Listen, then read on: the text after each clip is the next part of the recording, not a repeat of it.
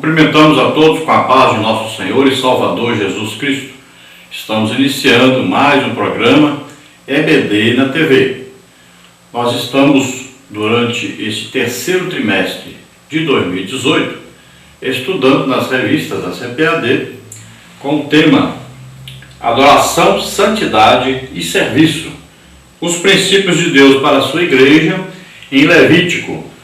E nós temos como comentarista deste terceiro trimestre de 2018, pastor Claudionor de Andrade, que é escritor, conferencista e consultor doutrinário e teológico da Casa Publicadora das Assembleias de Deus.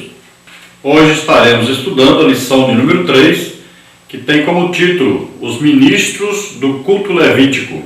Vamos ver então que essa palavra aí, ministros, vem da palavra leitorgos, fica Ministério Público, empregado do Estado, ministro, empregado, assim então fala de trabalhadores militares, do templo, de alguém ocupado com coisas santas, de um sacerdote, dos servos, de um rei.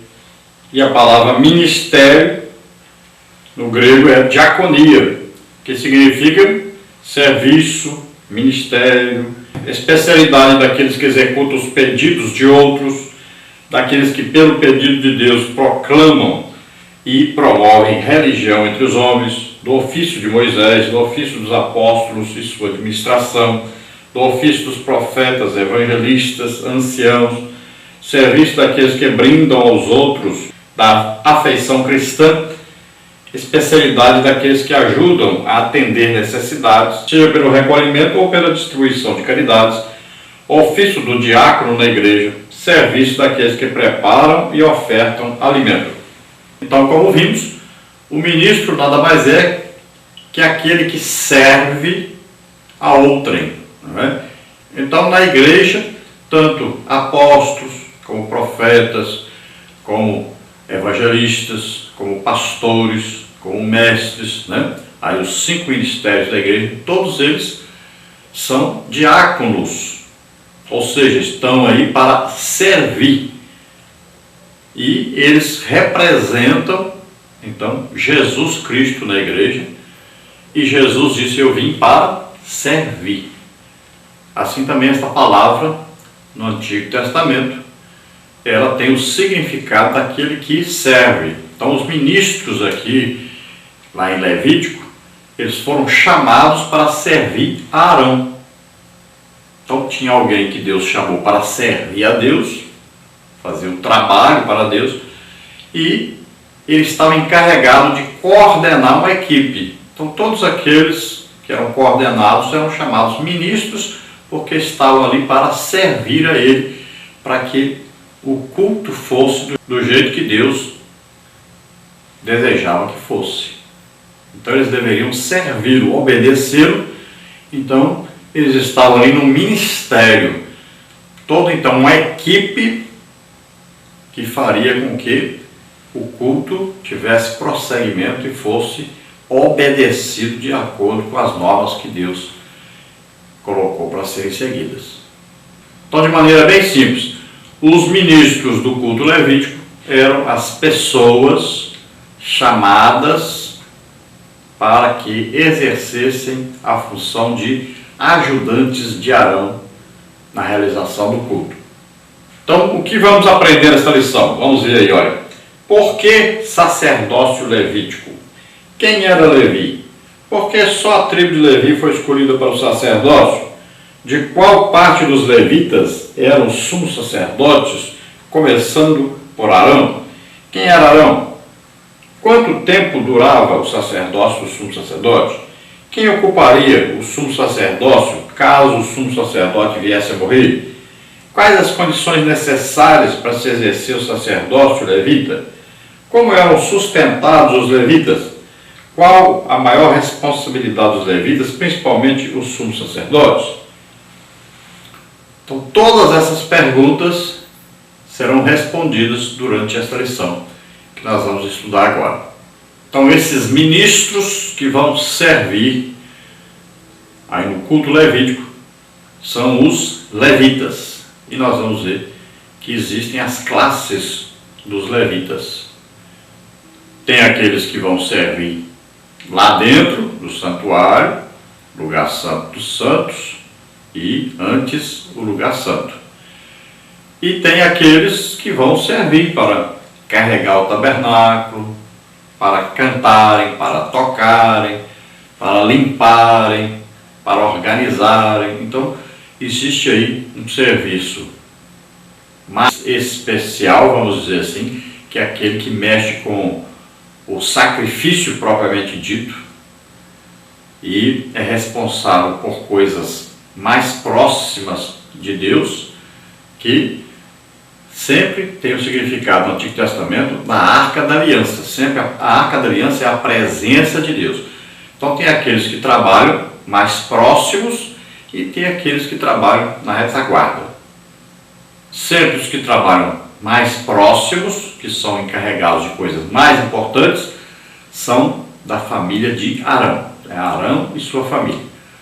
Então é a classe dos sumos sacerdotes.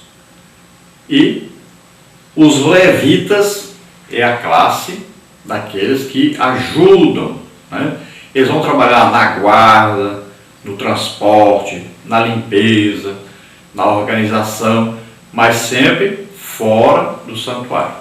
O textório está em Números 3:45, que diz: toma os levitas em lugar de todo o primogênito entre os filhos de Israel, e os animais dos levitas em lugar dos seus animais, porquanto os levitas serão meus, eu sou o Senhor.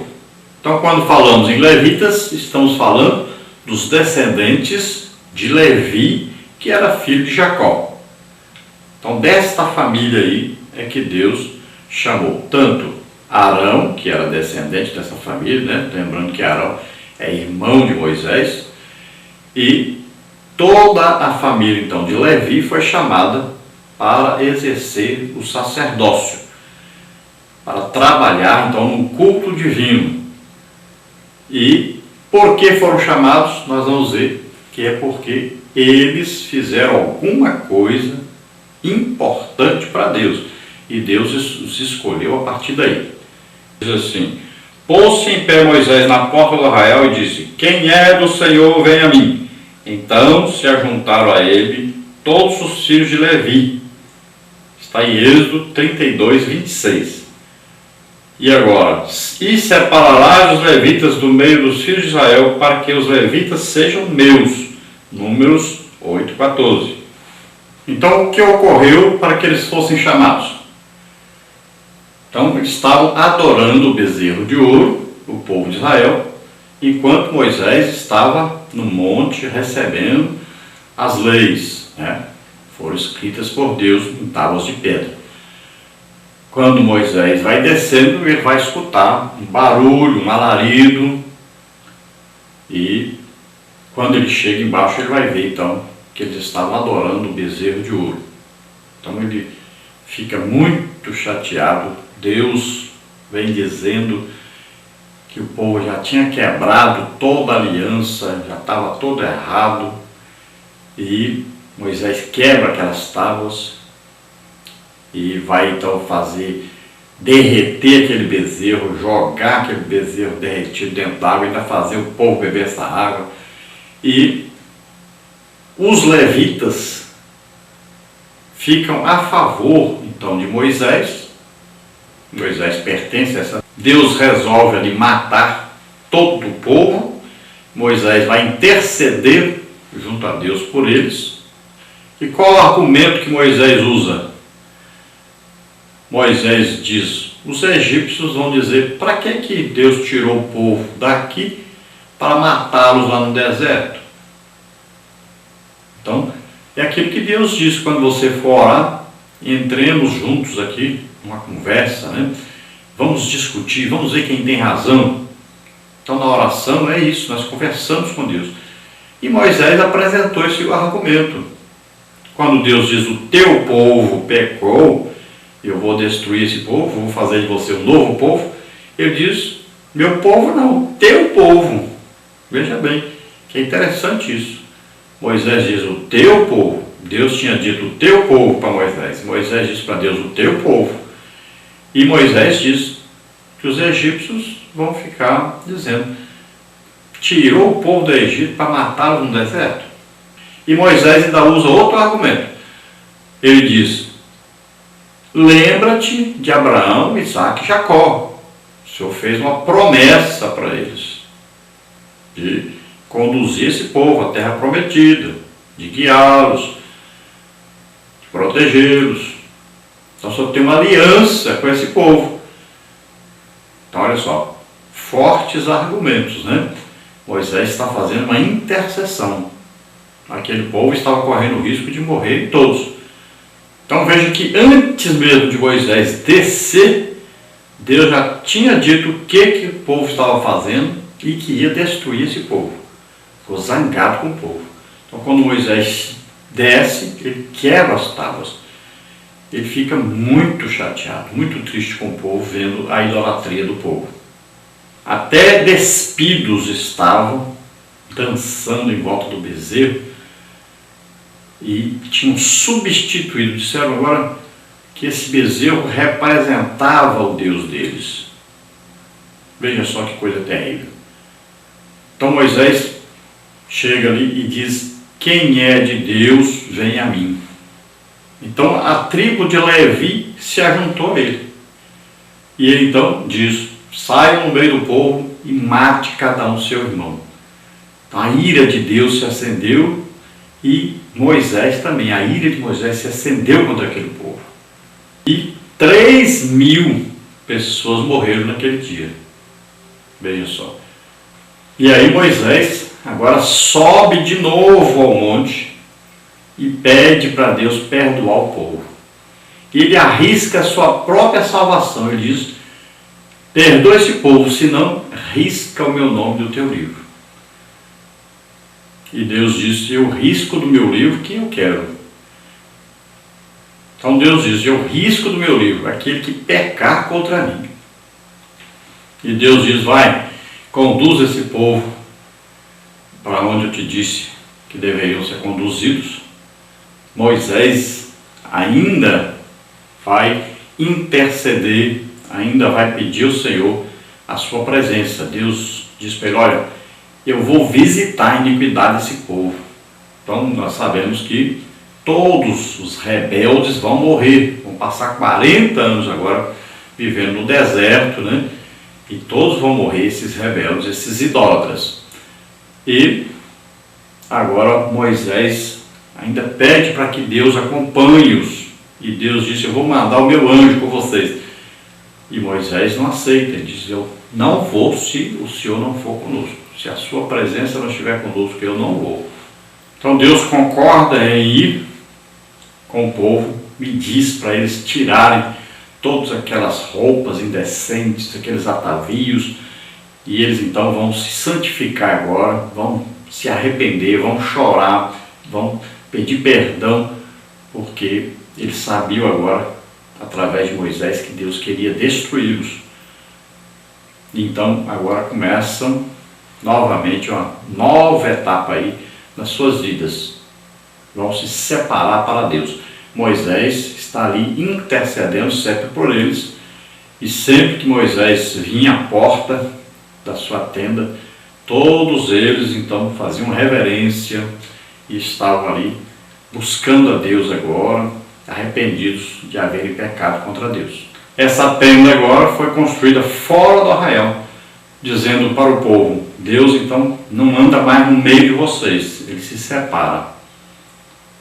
Então toda vez Moisés saía da tenda, todos se levantavam, ficavam ali para escutar o que Deus queria dizer para eles, e depois Moisés entrava lá para dentro para conversar com Deus. Então a coluna de fogo aparecia, né? E eles viam que Deus estava ali, todos então reverenciavam a Deus, e Moisés entrava, falava com Deus, e a Bíblia diz que Moisés falava face a face com Deus. A verdade prática diz: o chamamento divino exige de cada um de nós amor, excelência e dedicação integral ao Senhor da Seara. Então veja só, quando Deus nos chama para trabalharmos para Ele, então Ele exige alguma coisa. Hoje nós estamos vendo que muita gente é chamado por Deus, ou Ele mesmo se chama, ou às vezes o seu líder, né, que hoje é pastor, o chama para o ministério, ele acha que ele pode continuar com a vida do mesmo jeito. Mas não é assim. Então, quando existe um chamado específico para o ministério, então deve haver uma entrega total para Deus. A partir daí. Não confunda entrega total para Deus com entrega total para um líder, para um homem. Mas é para Deus. Então, agora existe aí um amor, uma excelência e uma dedicação integral. Então é um chamamento. O próprio Deus é quem escolhe, é quem chama. Então agora nós vamos ter que ter uma dedicação especial para Deus. Nós vamos viver de acordo com o que Deus quer. Ele que vai nos sustentar a partir daí. Então não tem nem cabimento, por exemplo, um pastor trabalhar secularmente para se sustentar. Não tem nem cabimento isso. Porque se Deus cuida de nós, Ele nos chamou, é Ele que vai cuidar de nós. Ele que vai nos dar o sustento. Então veja só que seria uma coisa até absurda, né? Alguém falar que foi chamado para o ministério, chamado por Deus para exercer o ministério na igreja e ficar trabalhando para se sustentar. Então seria uma falta de fé muito grande em Deus. E Jesus fala sobre isso e diz: por que você está preocupado com o que você vai comer, com o que vai vestir? Eu cuido de passarinho, cuido de planta e de flor, dou roupa bonita para flor e dou comida para passarinho. Não vou cuidar de você? É muito mais importante. Então veja só, é necessário ter fé em Deus para se exercer o ministério, acreditar que é um chamado de Deus. E Deus é quem vai sustentar. Se a gente tentando deixar o tempo todinho exclusivo para Deus, já não dá tempo de fazer tanta coisa que tem que fazer, a gente já fica assim, ou o dia podia ter pelo menos umas 48 horas, né, porque é tanta coisa para fazer. Imagine a pessoa ainda ir trabalhar secularmente. Que tempo essa pessoa, que tempo esse pastor vai ter para visitar as pessoas, orientar as pessoas, aconselhar as pessoas, orar pelas pessoas, ir lá na casa de cada um, conhecer ali a sua casa, a sua família, orar por eles, orar por um enfermo e visitar os doentes, visitar os que estão presos, visitar os que estão doentes, hospitalizados. Imagine, tanto trabalho que tem. Ainda tem que evangelizar, tem que coordenar todo o trabalho da igreja.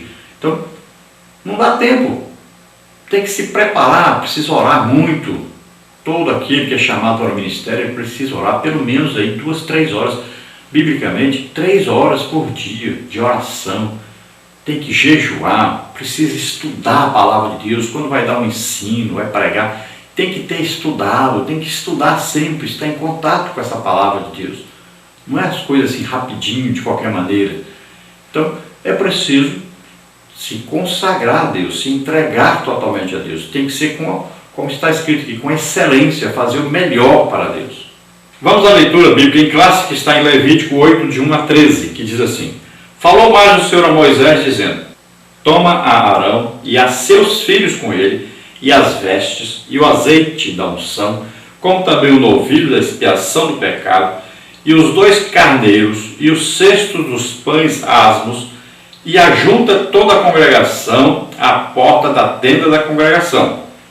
Fez, pois, Moisés como o Senhor lhe ordenara, e a congregação ajuntou-se à porta da tenda da congregação. Então disse Moisés à congregação: isto é o que o Senhor ordenou que se fizesse. E Moisés fez chegar a Arão e a seus filhos, e os lavou com água, e lhe vestiu a túnica, e cingiu-o com o cinto, e pôs sobre ele o manto, também pôs sobre ele o éfode, e cingiu-o com o cinto lavrado do éfode, e o apertou com ele. Depois pôs-lhe o peitoral, pondo no peitoral o urim e o tumim, e pôs a mitra sobre a sua cabeça, e na mitra, diante do seu rosto, pôs a lâmina de ouro, a coroa da santidade, como o Senhor ordenara a Moisés. Então Moisés tomou o azeite da unção e ungiu o tabernáculo e tudo que havia nele, e o santificou, e dele espargiu 7 vezes sobre o altar, e ungiu o altar e todos os seus vasos, como também a pia e a sua base, para santificá-los. Depois derramou o azeite da unção sobre a cabeça de Arão e ungiu-o para santificá-lo. Também Moisés fez chegar os filhos de Arão e vestiu-lhes as túnicas e cingiu-os com o cinto e apertou-lhes as tiaras, como o Senhor ordenara a Moisés. Então vamos ver aí que Moisés, obedecendo a ordem de Deus, então separa Arão como sumo sacerdote, seus filhos como sacerdotes auxiliares e aqueles que vão substituir Arão. Então a partir daí, Arão e sua família é que vão ser os sumos sacerdotes. Só pode ser sumo sacerdote quem for da família de Arão. Então todo sumo sacerdote é da tribo de Levi, porque Arão, Moisés, são da tribo de Levi. Mas, para ser sumo sacerdote, tem que ser descendente de Arão. Agora, da tribo de Levi, os outros que não são descendentes de Arão, então vão ser chamados levitas, mas nunca o sumo sacerdócio. Sumo sacerdócio só da família de Arão. Então veja que eles têm uma roupa separada, diferente. Todos da família de Arão têm uma roupa de sacerdotes que vão servir, fazer ali os sacrifícios, vão acender as lâmpadas todo dia ali, o altar de incenso sempre renovando, vão trocar ali os pães de proposição, Só o sumo sacerdote Arão é que pode entrar lá no Santo dos Santos, lá dentro, uma vez por ano, para oferecer aí sacrifício por si mesmo, pela sua família, depois pelo povo. Então são tudo organizados ali, todos com as roupas diferentes, tudo bem bonito, bem organizadinho, é coisa de Deus. Aquilo ali representava o que acontece no céu. Sempre devemos nos lembrar disso. É importantíssimo estudar sobre isso e considerar todas essas coisas, porque é assim que acontece no céu. Esse culto é um culto que é celebrado no céu, e ali esse culto na terra é apenas figura do que acontece no céu. Então tem que ser a coisa mais perfeita possível. Então aqueles que vão realizar esse culto são todos levitas. Então nessa lição nós vamos ver aí, na parte 1, Levi, a tribo sacerdotal. Tópico 1, o nascimento de Levi. Tópico 2, o zelo dos levitas. Tópico 3, a vocação sacerdotal dos levitas. Na parte 2 nós vamos ver o sumo sacerdote. Tópico 1, descendente de Arão. Vamos ver tópico 2, ungido para o ofício. Tópico 3, vitalício no cargo. Tópico 4, servo de Deus. Na parte 3 nós vamos ver direitos e deveres. Tópico 1, viver no altar. Tópico 2, santificar-se ao Senhor. Tópico 3, tornar-se uma referência espiritual e moral.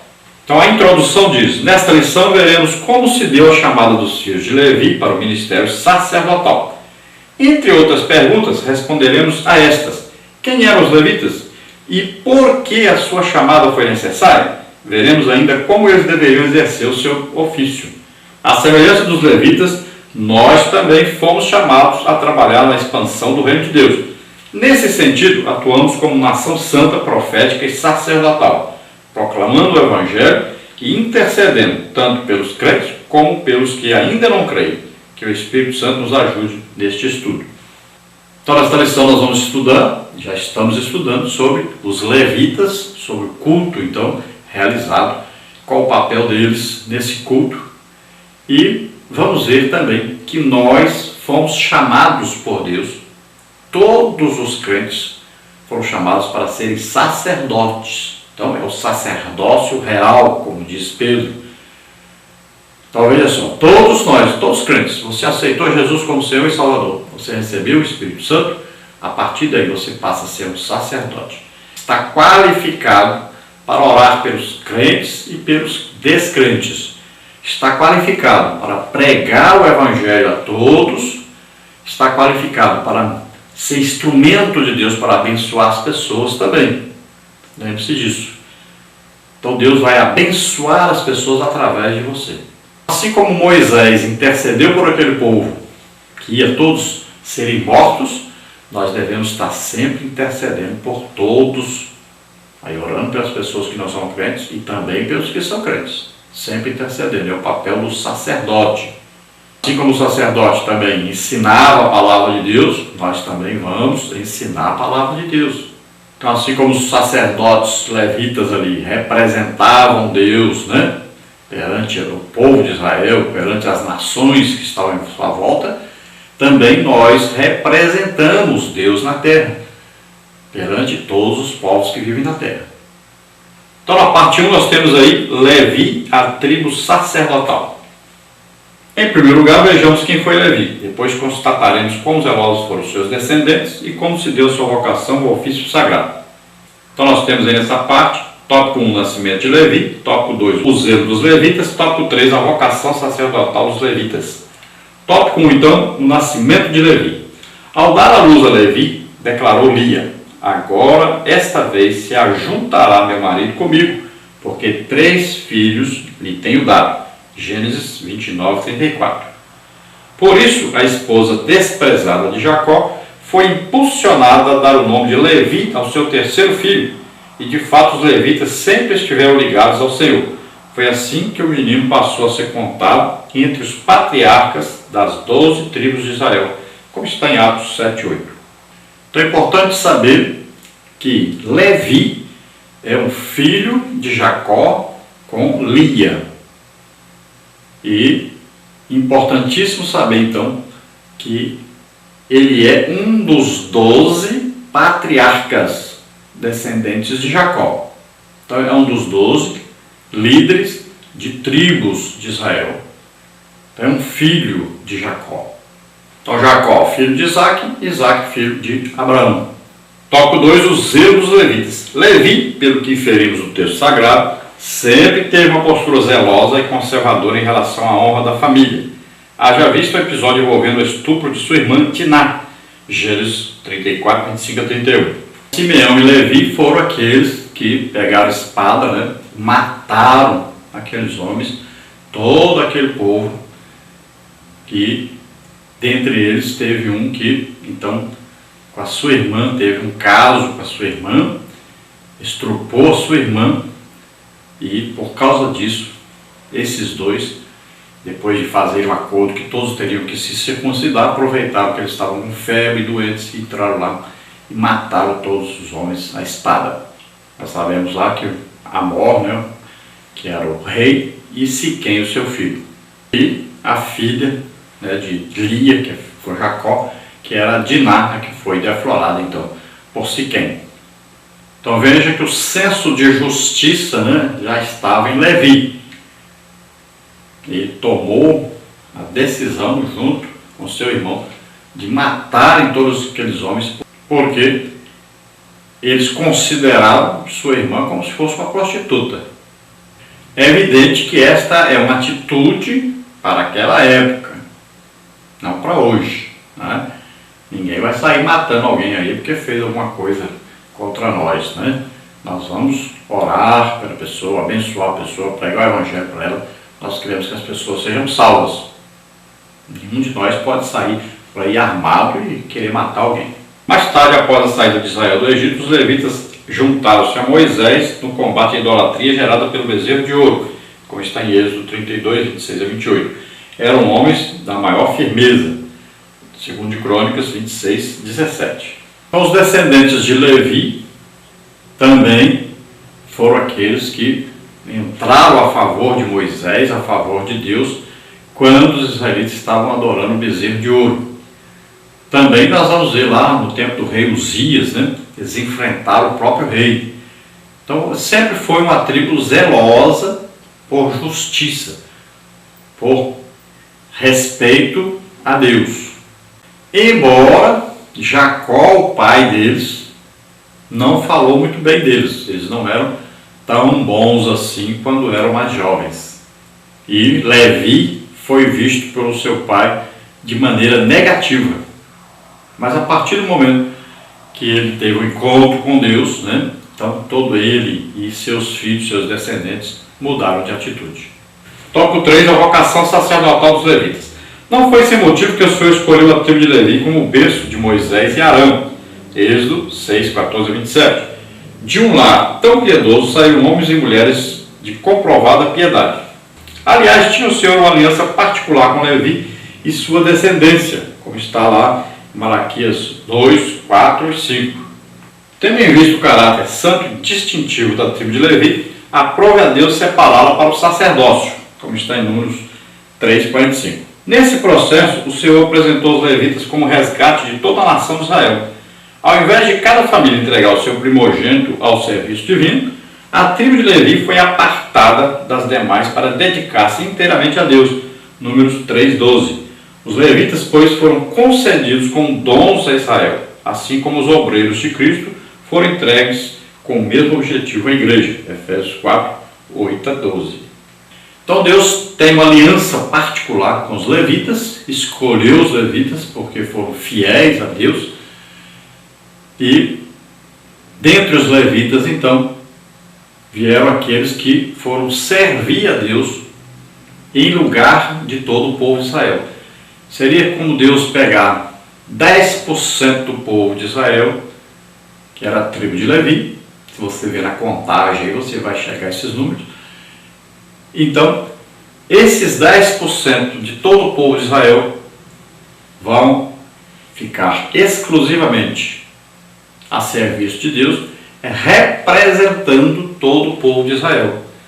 Então eles ficaram aí como escravos, servos exclusivos de Deus, totalmente entregues a Deus, sem direito à herança de Israel, sem direito, como os outros tinham a terras e tudo mais, porque foram servir exclusivamente a Deus.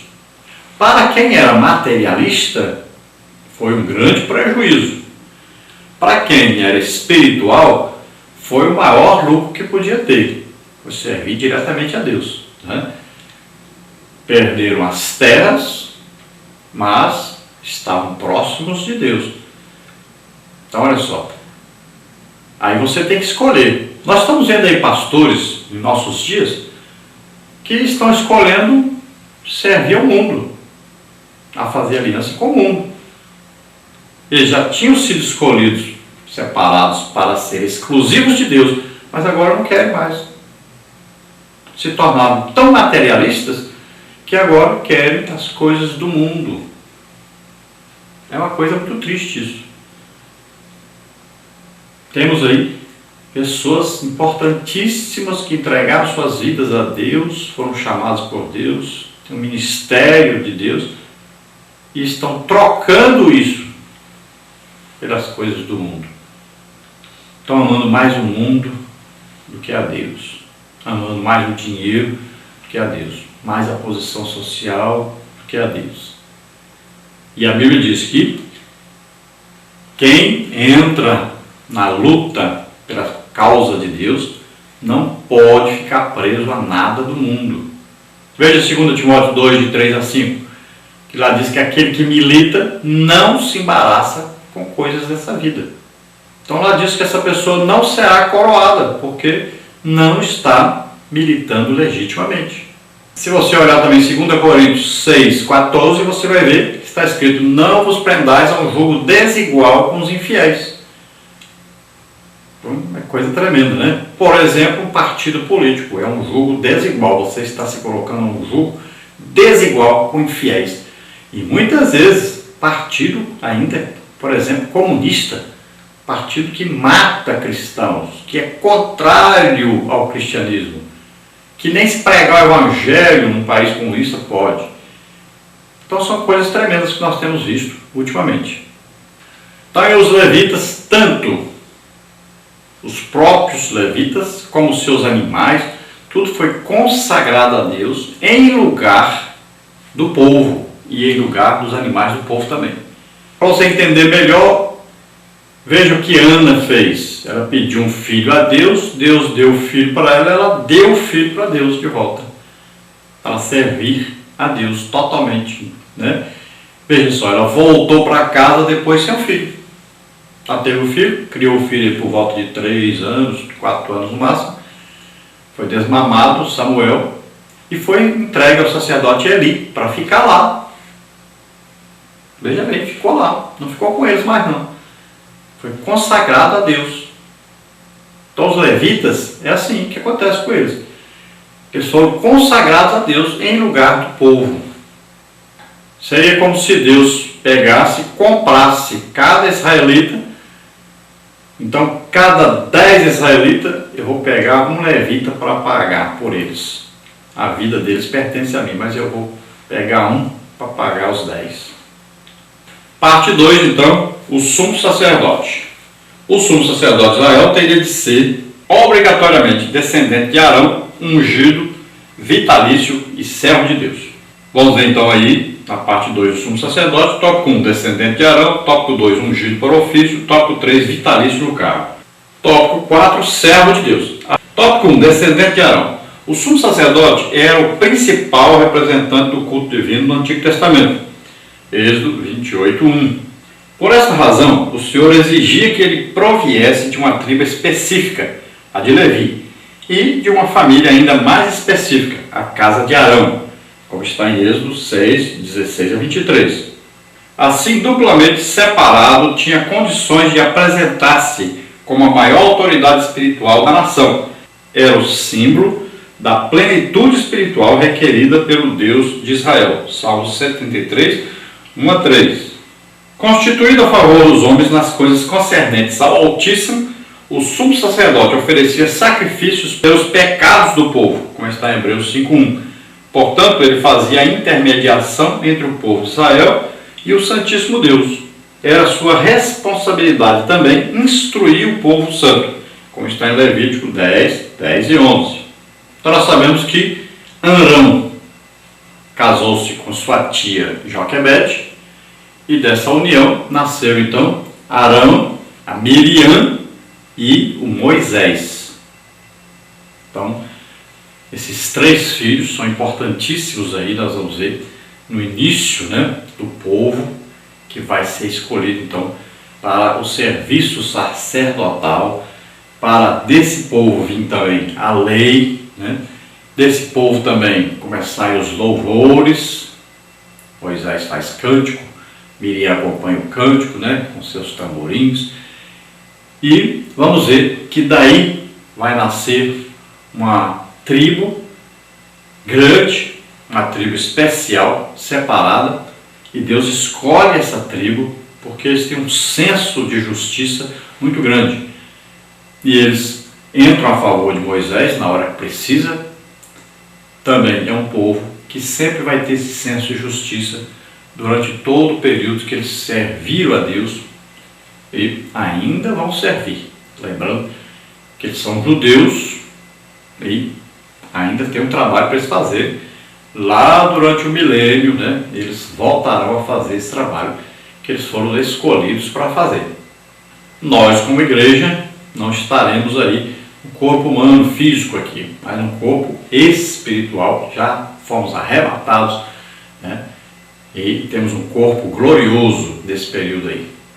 Quem vai estar na terra são os judeus e os povos das nações da terra. Nós serviremos como igreja no corpo espiritual. Então, todo sacerdote tem que ser da tribo de Levi, descendente de Levi, mas tem que ser descendente de Arão. A partir daí, só a família de Arão que é chamada para o sacerdócio. Então, os levitas, em geral, os descendentes de Levi, são escolhidos para fazerem o trabalho na tenda, carregar, limpar, fazer tudo.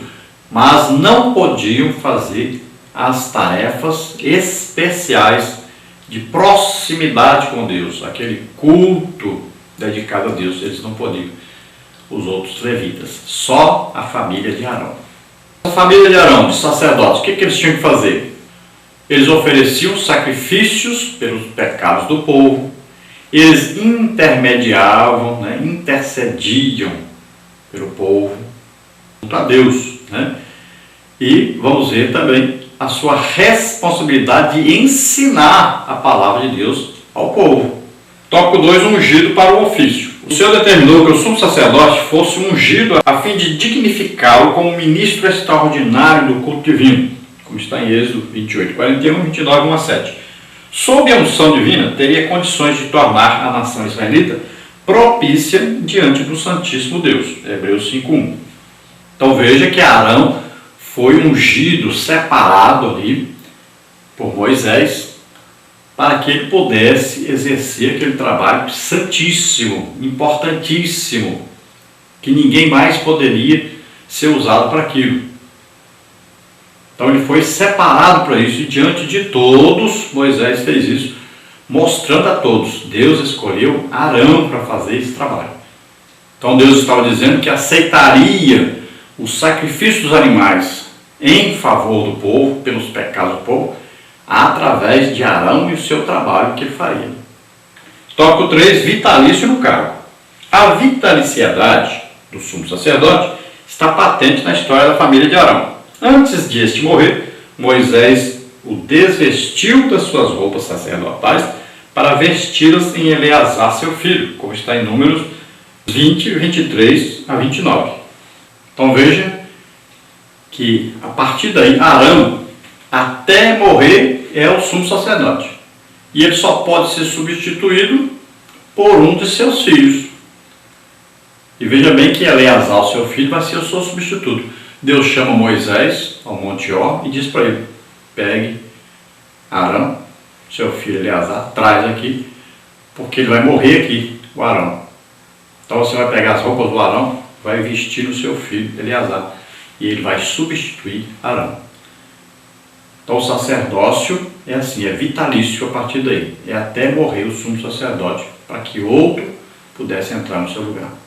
Mais tarde, o mesmo Eleazar seria substituído então pelo seu filho Finéias, como está em 24:33. Todavia, no tempo do Novo Testamento, a vitaliciedade já não era observada, como está em João 11:49 a 51. Ao que tudo indica, havia um rodízio entre os principais membros da família de Arão, como está em Lucas 3:2. Então vemos que Eleazar foi substituído pelo seu filho Finéias depois, e nós vamos ver que no tempo de Jesus já faziam diferente. Não sabemos se Anás e Caifás aí, se um adoeceu e deu para outro seu sumo sacerdote, porque era uma desobediência a essa norma. Não tinha morrido o sumo sacerdote, e já o seu genro assumiu o lugar dele. Não sabemos se era um conchavo entre família, tinha mudado por gosto, ou se era um caso de doença. Mas sabemos que não seguiu no tempo de Jesus o que estava predeterminado para o sacerdócio levítico. Quem sabe estavam fazendo como estão fazendo hoje com a igreja, que os presidentes só saem se for o filho para assumir o lugar, porque consideram a igreja como uma empresa. Não precisa da escolha de Deus, capacitação de Deus, confirmação de Deus, nada disso. Não é chamado de Deus, é chamado dos homens. Então, ficam ali os pastores, os presidentes hoje assim. Querem o que querem, só pode ser se for o filho dele. Parece que eles são levitas. Só pode ser que eles pensam que são levitas. Mas a igreja não funciona assim. Quem chama é Jesus. Quem coloca a pessoa é Jesus. E se a pessoa não tem chamada de Jesus, não tem confirmação de Jesus para o ministério, não pode ficar sendo como pastor presidente de uma igreja.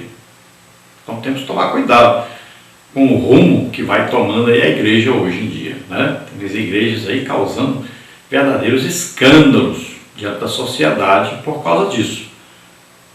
Pastores que querem perpetuar-se na condução da igreja. Tópico 4, servo de Deus. Apesar da importância do cargo, o sumo sacerdote não era considerado infalível, nem estava acima da lei de Deus. Sua obrigação era servir o altar e conservar-se puro, a fim de que o nome do Senhor fosse exaltado entre os filhos de Israel. Êxodo 28:43. O capítulo 3 de Zacarias descreve a dignidade do sumo sacerdote constituído sobre Israel. Então, apesar de um cargo tão grande, né, tão importante, o sumo sacerdote não era considerado infalível, tanto é que ele tinha que oferecer sacrifício pelo seu pecado diante de Deus para poder lá entrar no Santo dos Santos. Então olha só, então era considerado que ele também era um pecador. Então além de morrer, também era considerado pecador, tinha que oferecer sacrifício por si próprio. Diferente do sacerdócio de Jesus, que é segundo a ordem de Melquisedeque, e nós sabemos que Jesus morreu, mas ressuscitou e está vivo, está diante do Pai, onde intercede por nós ainda. O sacerdócio de Jesus é eterno. Então Jesus também nunca pecou. Então o nosso sumo sacerdote é perfeito, é eterno, e o seu sacerdócio não acaba nunca. Sempre ele será sacerdote para nós. Na parte 3 nós temos aí direitos e deveres. Os descendentes de Levi, principalmente os da casa de Arão, deveriam observar estes direitos e deveres: viver do altar, santificar-se ao Senhor e ser uma referência moral, ética e espiritual. Tópico 1, então, viver do altar. Já que os sacerdotes dedicavam-se ao ministério do altar, desse mesmo altar deveriam viver, como está em Levítico 7:35. Portanto, não tinham eles direito a qualquer herança territorial entre os seus irmãos, porque a sua herança e porção era o Senhor, como está em Números 18:20. Moisés, porém, divinamente instruído, destinou-lhes cidades estratégicas por todo Israel, como está em Números 35:8. Algumas delas serviam também como refúgio aos que acidentalmente matavam alguém, Números 35:6. Então, os sacerdotes, os descendentes de Arão, iriam viver daí para frente daquilo que chegasse ao altar para ser oferecido a Deus. Então eles viviam dos sacrifícios, eles comiam daquela carne que era oferecida a Deus. Também os bolos, os pães, o azeite, tudo aquilo que vinha para ser ofertado a Deus, eles se alimentavam daquilo. Então a família vivia daquilo que era ofertado a Deus. Assim também continua hoje o ministério da igreja, né? O obreiro é digno do seu salário. E quando alguém é contra isso, está indo contra um princípio bíblico. Então está na Bíblia e é a palavra de Deus. E assim como os levitas não poderiam deixar nenhum levita passar necessidade, também a igreja não pode deixar de maneira nenhum dos seus servos que são entregues totalmente à obra de Deus passar necessidade. E nós temos visto muito aí família de pastor passando necessidade. E isso é terrível diante de Deus. Às vezes o pastor morreu e a família começa a passar necessidade. A igreja precisa tomar cuidado com isso. Também a igreja precisa tomar providência. Tem pastores por aí que não ganham nem um salário mínimo. E diante da lei do país, ninguém pode ganhar menos de um salário mínimo.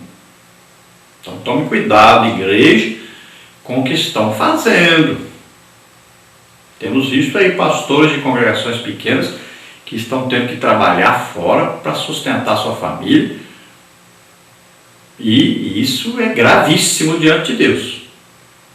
Sem falar, é claro, nos tantos missionários, né, que muitas vezes estão passando necessidade e que não deveriam estar passando necessidade. O dinheiro, de vez em quando, vai para outro lugar, ao invés de ir para o lugar que tem que ir.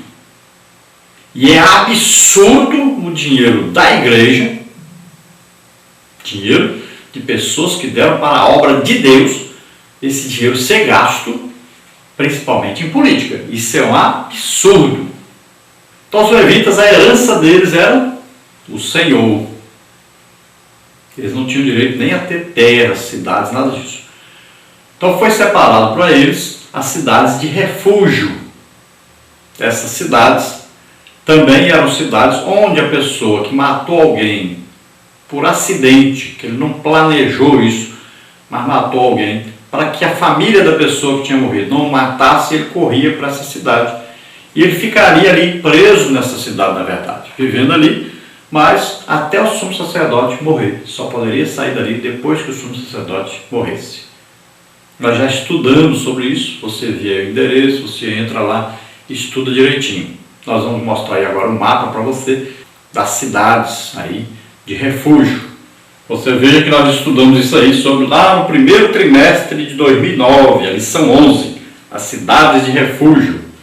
Olha aí, tem a cidade de Quedes, Golã, Ramote, Siquém, Bezer e Hebrom.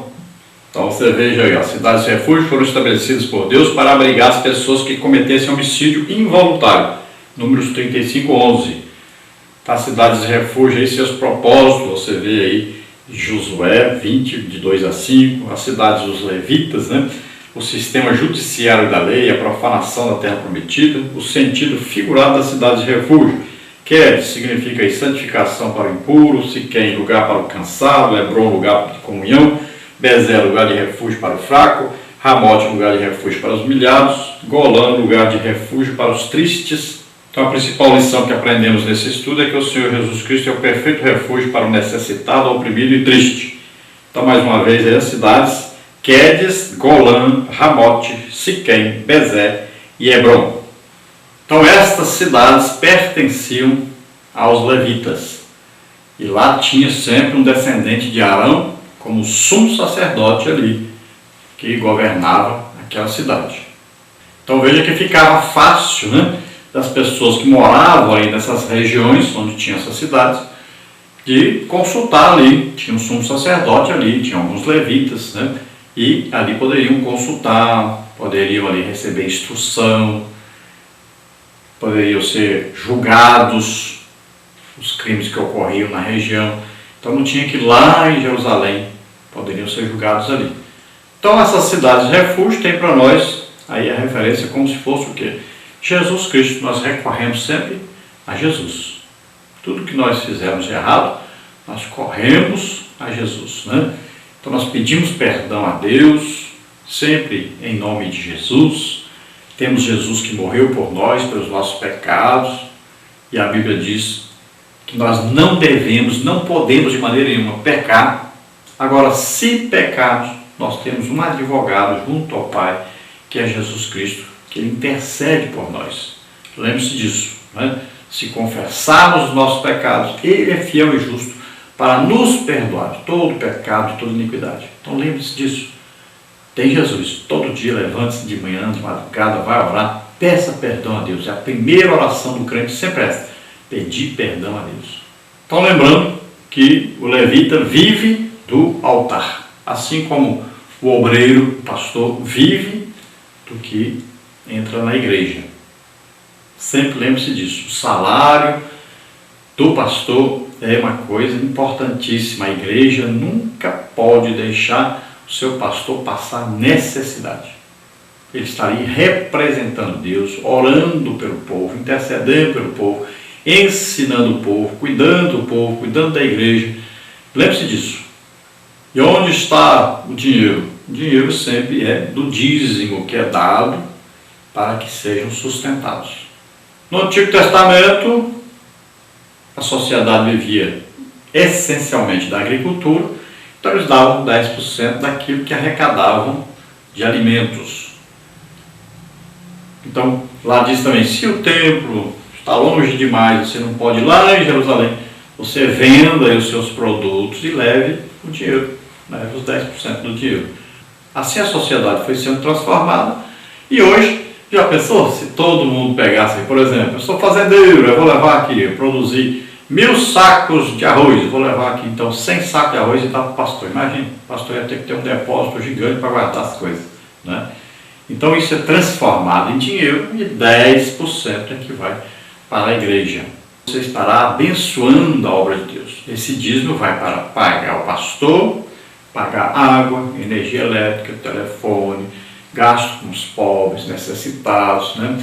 E o dinheiro que sobra vai para o Templo Central, e esse dinheiro é transformado em construção de prédios, né, os templos, e na obra missionária, também na obra que nós temos, uma obra gigantesca de ajuda aos necessitados, recuperação de drogados, né, e várias coisas. Então esse dinheiro é usado na obra de Deus. Se estiver sendo usado em outra coisa, Aí é coisa tremenda. E nós temos, como igreja, o direito de fiscalizar para onde está indo esse dinheiro. Você pode fiscalizar, pode pedir conta. Onde é que está indo o dinheiro da igreja? Então nós temos aí. Onde está sendo gasto? Então tem que ser gasto na obra de Deus. Tópico 2. Então, santificar-se ao Senhor. Em virtude do seu ofício, os sacerdotes deveriam erguer-se em Israel como referência de santidade e pureza. O sumo sacerdote, por exemplo, tinha de ostentar uma faixa de ouro em sua mitra, na qual estava escrito santidade ao Senhor. Êxodo 28:36. Caso o sacerdote profanasse o seu ofício, seria punido com todo rigor. Levítico 10, de 1 a 3. Então veja bem que os sacerdotes tinham que ser exemplo para todo o povo. Exemplo de santidade, consagração a Deus. Olha só.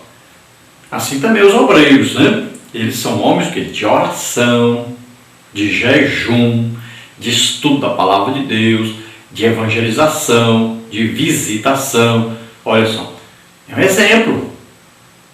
São pessoas santas que a gente pode confiar inteiramente. São pessoas dedicadas, separadas para Deus. Pessoas que santificam as suas vidas. Então são homens dedicados realmente à oração, ao jejum, ao estudo da palavra de Deus. E estão sempre fazendo isso. E o povo vai ver e vai ficar satisfeito. Porque tem um líder, né, que santifica a sua vida, que está em comunhão com Deus. Como é que nós sabemos isso? É simples, Deus responde, Deus comprova. Olha, como é que Jesus comprovava seu ministério como vindo de Deus? Em Atos, Pedro, quando vai pregar no dia de Pentecostes, ele disse: esse Jesus que foi confirmado por Deus entre vós com sinais, prodígios e maravilhas. O apóstolo Paulo diz: o meu apostolado foi confirmado por Deus entre vós com sinais, prodígios e maravilhas. É simples, né? Então você descobre na hora. O Novo Testamento funciona assim. Deus confirma ministério com sinais, prodígios e maravilhas. Todo mundo sabe que aquilo ali é de Deus, é a pessoa chamada por Deus, é uma pessoa que Deus está enviando, que Deus está separando. É assim que funciona. Infelizmente, tem muita gente aí exercendo o ministério que nunca nem foi chamado por Deus. É uma chamada totalmente humana. Então, no Antigo Testamento, lá, o sacerdócio levítico, se a pessoa não exercesse o seu sacerdócio corretamente, chegava ao ponto de morrer, como foi o caso dos dois filhos de Arão, Nadab e Abiú. Ofereceram fogo estranho no altar. Significa o quê? Que não obedeceram às normas, deram o seu jeito próprio, né? É o que está acontecendo hoje no ministério. Muita gente está no ministério à sua maneira própria, que eram amiguinhos de alguém, né? Porque dão um bom dízimo, por algum motivo, mas não tem uma chamada real de Deus. Muita gente também está vivendo em pecado. Quantas pessoas em adultério estão dirigindo até a igreja? Maus exemplos. Imagine a pessoa assim, vou dar um exemplo aqui, vou dar aqui um ensino para a família. Imagine. Vou falar aqui do relacionamento dos casais. Aí fica difícil, né? Então, tem muita mensagem hoje que os pastores não podem mais pregar na igreja, que eles dizem: não, isso vai ofender o irmão tal, que está vivendo essa situação, aquela irmã tal, não sei o quê. E aí não prega mais a palavra de Deus, não pode mais falar de pecado na igreja. Tem que agradar o povo, e o povo já vai ficando cada vez pior. E vão saindo, vão saindo. Nós temos visto, as igrejas estão se esvaziando cada dia mais. Muitos bancos vazios. A tônica principal do livro de Levítico é exatamente isso: santidade, separação para Deus, luta contra o pecado. A Bíblia diz: olha, se aproxime de Deus, depois resistir o diabo e ele fugirá de vós. Mas primeiro tem que se aproximar de Deus, tem que se santificar, se separar para Deus. Então é preciso ter uma vida de muita oração, de jejum, de estudo da Bíblia, para depois poder resistir ao diabo e ele fugir. Tópico 3, tornar-se uma referência espiritual e moral. Então, os sacerdotes, por serem responsáveis pela aplicação da lei de Deus, tinham a obrigação de ser uma referência espiritual, moral e ética para os filhos de Israel, como está em Malaquias 2, de 1 a 10. Os filhos de Eli, em consequência de seu proceder, tornaram-se um péssimo exemplo aos israelitas. E por causa disso, Deus os matou. 1 Samuel 2, 25. Andemos, pois, em santidade e pureza diante do Senhor, pois Ele continua a exigir santidade de todo o seu povo. 1 de Pedro 1,15. Então, os sacerdotes, para ensinarem o povo, precisavam ter uma vida de acordo com o ensino. Precisavam viver aquilo que ensinavam. Foi assim que Jesus foi exemplo, né? Ele praticava aquilo que ensinava. E os apóstolos seguiram os mesmos passos. Então, todo pastor, todo líder, todo obreiro deve ser exemplo para os outros. Cuidar da sua vida, viver uma vida santificada para ser exemplo para os outros. Nós temos aí o exemplo do sacerdote Eli, que tinha aí 2 filhos, Ofni e Finéias, que eram homens de péssimo caráter. Eles pegavam até as ofertas de Deus, pegavam para eles. E era uma coisa terrível. Então, esses Deus matou. Veja bem, matou. A Bíblia diz bem claro que eram filhos de Belial. Apesar de serem filhos de um sacerdote, mas o seu pai foi conivente e quando chamou a atenção não tinha mais autoridade sobre os filhos. Depois nós vamos ver também exemplos interessantes. Samuel foi um homem a toda prova, exemplo de homem de Deus. Mas os seus filhos também não prestavam. Ele colocou seus filhos para serem sacerdotes, mas não deu certo. Vamos ver Davi, homem segundo o coração de Deus, mas os seus filhos não prestavam. Na sua família teve assassinatos, teve estupro, teve filho que fez rebelião contra ele, teve irmão que matou irmão, coisas terríveis. Uma família totalmente desajustada. Significando que você, pai, deve ensinar a palavra de Deus aos seus filhos, mas você não consegue dominar seus filhos. Eles vão ser o que quiserem ser. Então, o dever do pai, da mãe, é ensinar seus filhos o caminho do Senhor, esperando e orando sempre para que eles possam seguir esse caminho. Agora, nem sempre vão seguir. Existem os filhos rebeldes que mesmo que o pai preste, eles não querem prestar. Não é? Os filhos de Samuel tinham um pai exemplar, não quiseram seguir a orientação do pai, a educação que o pai deu. E assim, muitas vezes acontece. Cada um é dono do seu nariz, cada um vai prestar contas diante de Deus pelo seu pecado, pois a Bíblia diz, a alma que pecar, esta morrerá. Lembre-se sempre então que Deus exige santidade. Sede santos, porque eu, o Senhor, sou santo. Conclusão, o sacerdócio levítico era glorioso. Seus membros eram considerados príncipes de Deus, como está em Zacarias 3,8. Todavia, o Senhor Jesus Cristo é superior ao sacerdócio levítico, pois é eterno. Salmos 110,4, Hebreus 7, 13 a 17. Quanto a nós, somos uma nação santa, profética e sacerdotal, pois recebemos a incumbência de proclamar o Evangelho e interceder pelos que perecem. 1 de Pedro 2,9. Portanto, sirvamos ao Senhor com todo o nosso ser, para que, através de nossa vida, venha o reino de Deus a este mundo que jaz no maligno. Então, o sacerdócio levítico, aí eram todos considerados esses sacerdotes como príncipes de Deus. Pessoas importantíssimas, um tabernáculo, depois um templo em Jerusalém, depois esse templo foi destruído, foi reconstruído o templo aí de Neemias e Esdras, né, por Zorobabel. Depois, outra vez, foi restaurado no templo do rei Herodes. Depois foi destruído de novo na invasão do Império Romano, através do general Tito. E acreditamos que durante a grande tribulação será reconstruído. E depois, no milênio, haverá lá também um templo e Jesus mesmo estará lá. Mas nós já estaremos no céu, fomos arrebatados, vivendo no Nova Jerusalém. Vamos participar do reino de Cristo já em corpos gloriosos. Então, lembrando sempre que Jesus é o sumo sacerdote perfeito. Olha só, nunca pecou, não precisava oferecer sacrifício por si próprio. É eterno, é Deus mesmo, morreu como homem, mas ressuscitou, está vivo para sempre, e a Bíblia diz que ele está à direita do Pai, intercedendo por nós. Continua intercedendo.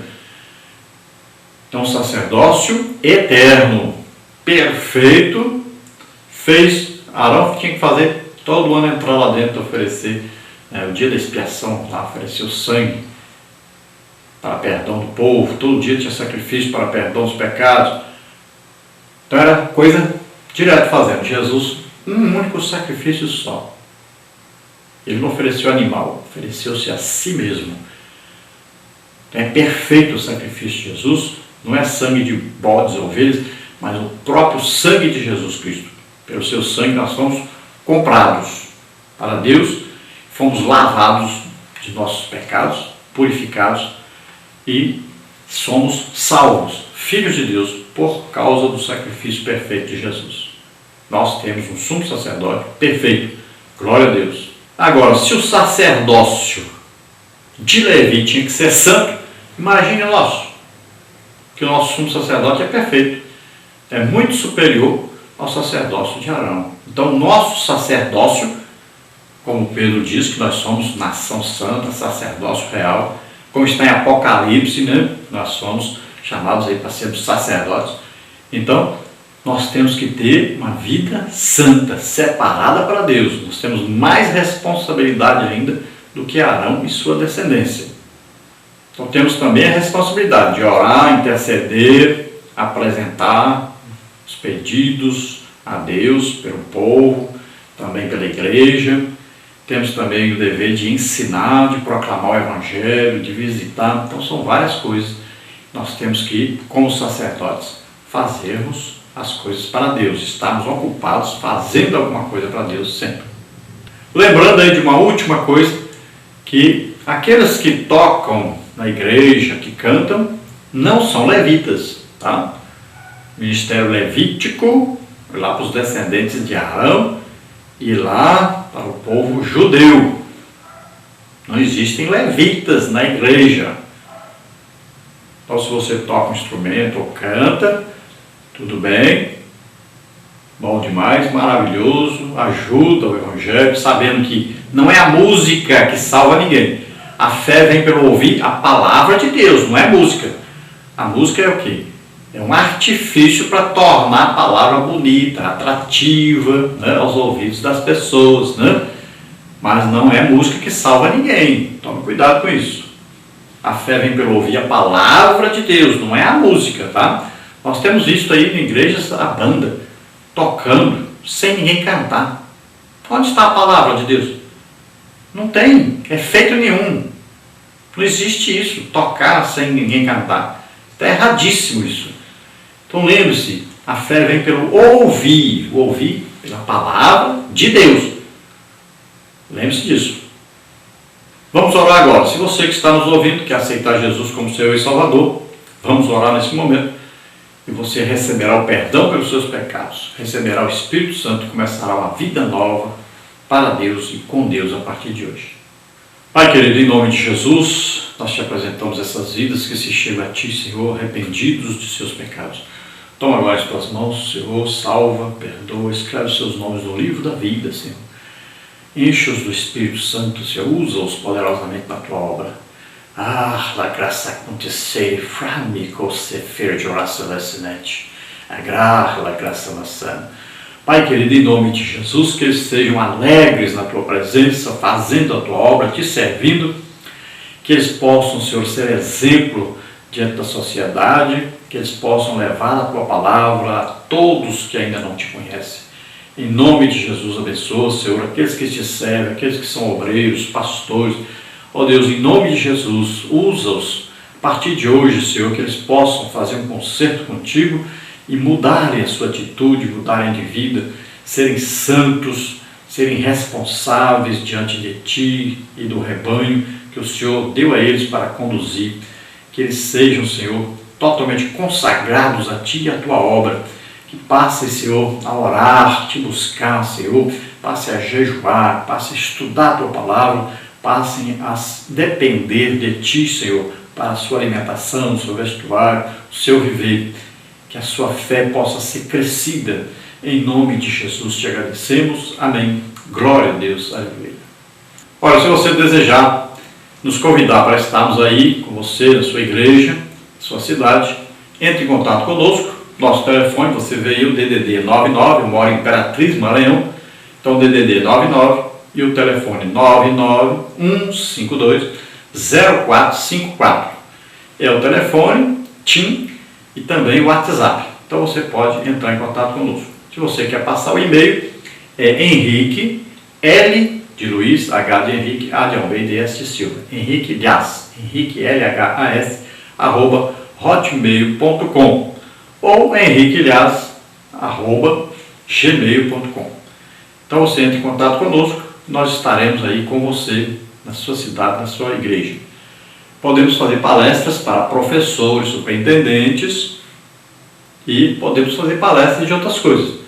Então eu faço muitas palestras sobre missões, sobre a visitação nos lares, né? Trabalho que chama Missão no Lar. Fazemos o trabalho de discipulado, fazemos o trabalho de pregar sobre família, as jovens, né? Os casais, os idosos. Então você nos convide, estaremos aí na sua igreja. Fazemos palestras diversas. Fazemos palestras sobre escatologia, fazemos palestras sobre dons do Espírito Santo. Vamos a cultos aí chamados cultos de vitória, né? Cultos de adoração, cultos do poder de Deus, de milagres. Então você pode nos convidar, estaremos aí com você. Lembrando que nós recebemos do Espírito Santo dons de curar. Todo lugar que nós vamos, Jesus sempre está curando muita gente. Geralmente aí 100 pessoas toda semana são curadas. Então você nos convide, nós estaremos aí. Nós gostamos de orar por batismo com o Espírito Santo, gostamos de orar por libertação. Também, sempre nosso desejo é ganhar almas. Então, se você nos convidar, nós podemos fazer aí um culto no final do trabalho, um culto domingo à noite para ganharmos almas. Então, invista. Você trabalha com escola bíblica dominical, mas você também precisa ensinar os seus professores a ganhar almas. Também precisa ensinar os seus professores a serem cheios do Espírito Santo, a buscar os dons do Espírito Santo em suas vidas. Então não é só dar aula. O professor precisa ministrar, precisa ganhar almas, precisa visitar os doentes, os enfermos, precisa fazer a obra de Deus, ganhar almas. Então, está tudo aí. Você estuda e ensina a palavra de Deus, então você deve praticar, viver esta palavra. Então, nos convide, nós estaremos aí com você na sua igreja. Vamos passar para você a nossa agenda, está bem pouquinha coisa marcada, para que você saiba onde nós estaremos e não marque a mesma data. Então, não temos nada marcado para o mês 7 agora. Mês 8 eu só tenho 24/8 aqui em Imperatriz mesmo, palestra para a família, na congregação Unção Divina, lá com o irmão Ivanildo, lá na Avenida Santa Luzia, sem número, Vila Santa Luzia, Imperatriz, Maranhão. Congregação Unção Divina. Depois, dia 29 e 30/9, nós estaremos em São José dos Campos, São Paulo, na palestra de EBD. Depois, dia 2/10 até 8/10, nós estaremos em Fortaleza, Ceará. Dias 19, 20 e 21/10, nós estaremos em Cuiabá, Mato Grosso, palestra de EBD. Dias 3 e 4/11 estaremos em Barueri, em São Paulo, a festa do ciclo de oração. Dias 16, 17 e 18/11 estaremos nas Ilhas Martha's Vineyard, Estados Unidos, na festa de jovens. Dias 24 e 25/11 estaremos em Japeri, Rio de Janeiro, no curso de capacitação para professores. Então é só essa a nossa agenda. Você pode nos convidar para as outras datas que estão vagas. Deus abençoe a todos. Então, a paz do Senhor